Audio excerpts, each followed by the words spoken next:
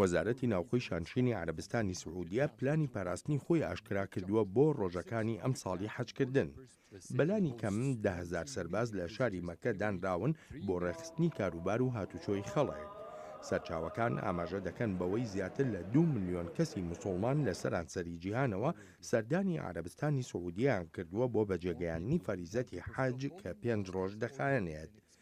وەزارەتی ناوخۆی عەرەبستانی سعودیە دەڵێ ڕێگە لە 237,583 کەس گیراوە کە بە حاجیانی نایاسایی ناودێرکراون لەوەی بچنە شوێنە پیرۆزەکان و هەروە ڕێگە لە 104,784 کەسی گیراوە بچنە شاری مەککەوە چونکە وەک دەگوترێ ڕێگە پێدانی چوونە ناو شاری مەککەیان نەبووە.